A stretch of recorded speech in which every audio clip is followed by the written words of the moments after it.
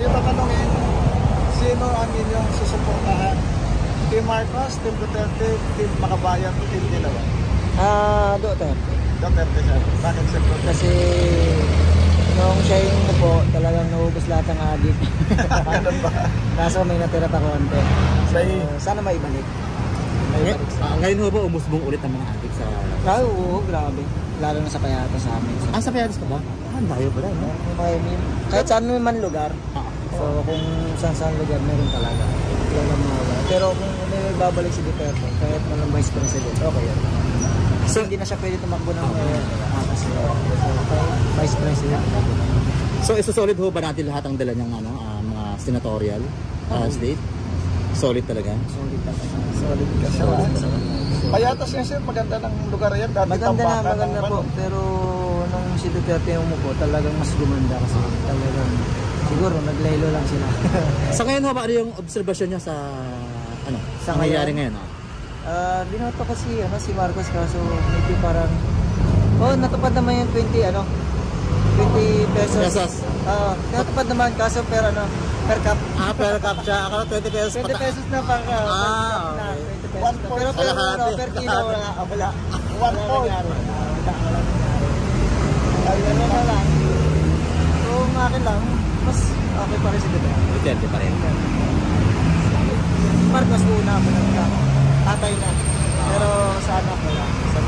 So, Team Suka pala kayo siya. Team Suka. Ayaw niyo sa Team Suka. Salamat sir. Salamat sir. Bakit po ito tayo?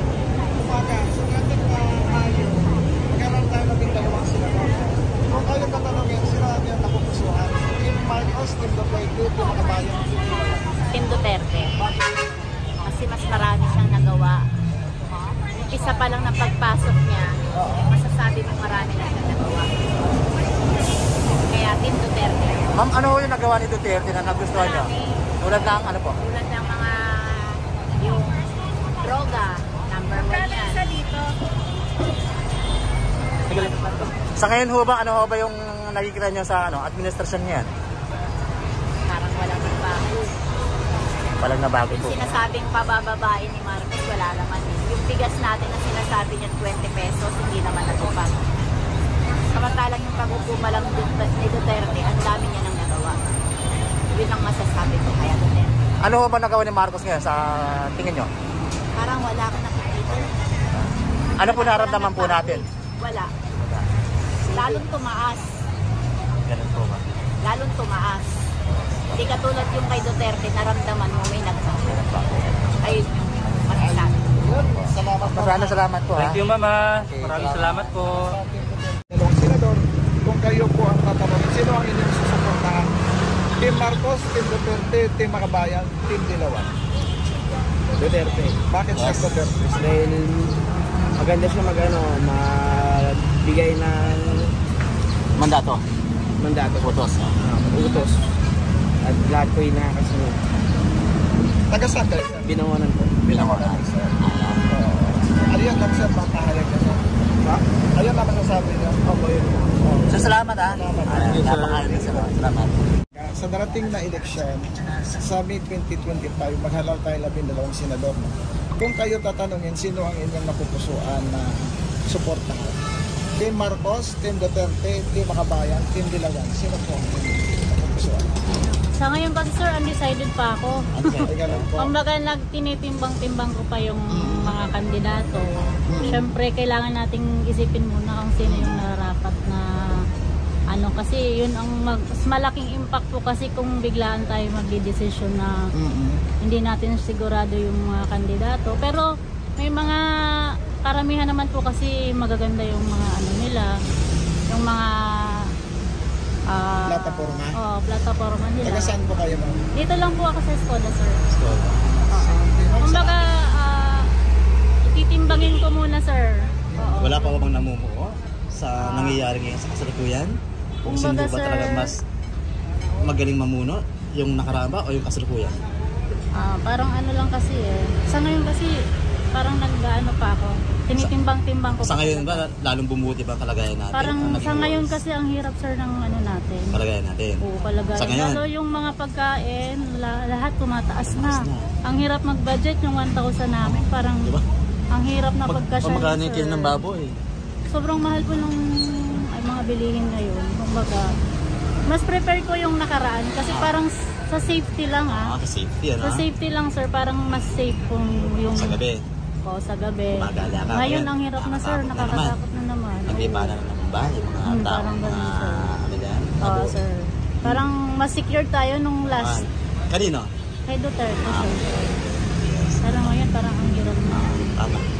Sige, maraming salamat po. Salamat, ma'am. Thank you. Sir, thank you po.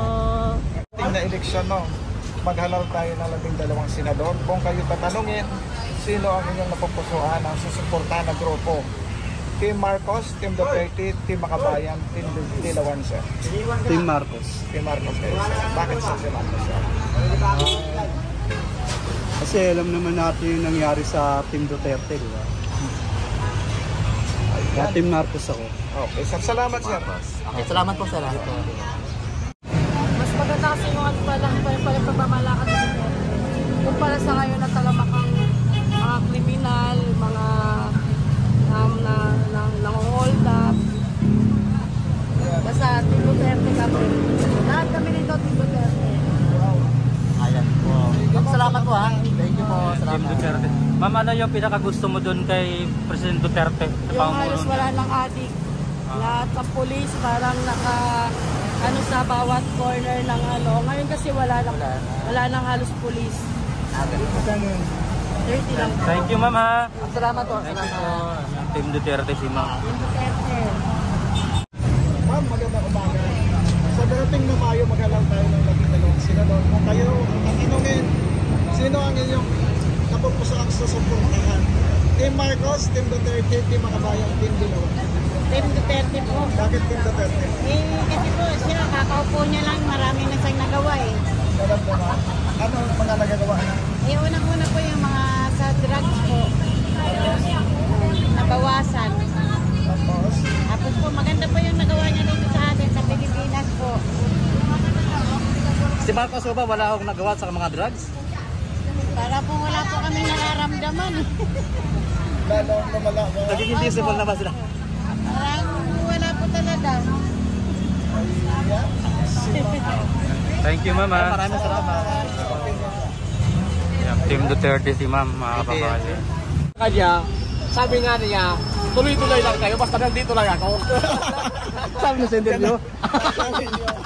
Ano, Ay, grabe. ano kayong ibig sabihin niya tuloy-tuloy lang kayo? Andito lang ako. Ay, wag, tuloy-tuloy lang siguro sa mga, mga kalubuhan. Ayan, sir, oh. Sige, Ayan, salamat, napakwela. sir, sa opinion mo, sir.